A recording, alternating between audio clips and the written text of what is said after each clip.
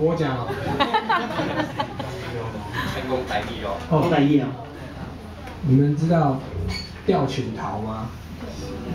对，犀鸟吊球桃，西告棒最老，这是台湾的习俗，对不对？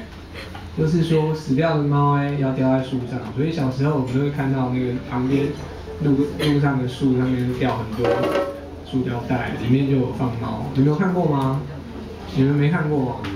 好，我看过，不好意思。然后这首歌呢，就是在讲这个，就是有一只猫被吊在树上。然后为什么要讲这个呢？他说搞阮吊树头，搁剩几工放袂掉，就是把我吊在树头吧，再几天我就吊不住了，因为我就要烂掉，头就会在你手来，所以我就会掉到地上。然后搞阮吊树头，风吹瓦头无对照，就是风吊在树头，然后风一直吹，我就一直转，然后可是我没地方去，这样子，然后他就说。今晚的月娘真光，丢啊顶头如游魂，就是今天晚上月亮好亮哦。然后我在高高的树上看到稻子都在点头，像游魂一样。那其实这些东西猫活着的时候，其实它是看不到的，你懂我意思吗？比方说它会说，透早有鸟食风门，双脚芳西如龙棍，就是说今天早上啊，有鸟来访问我耶。然后我觉得我两只脚在风中转，我觉得我好像人哦，我用两只脚在走路。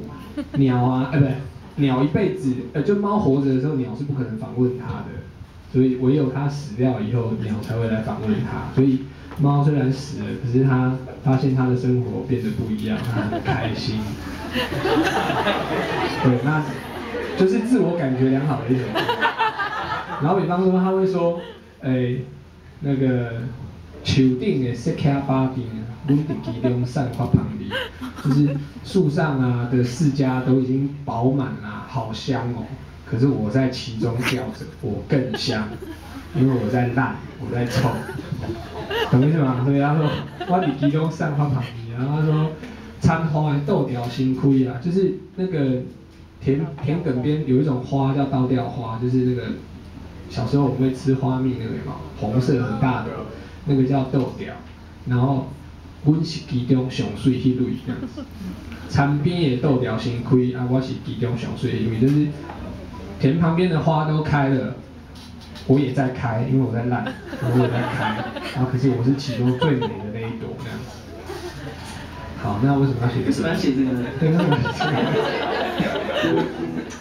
我们人生都会受挫，对不对？不管是感情的也好，还是什么，那个时候其实我们有点像那个 Windows 休眠的，就是死掉。其实那时候我们已经死了。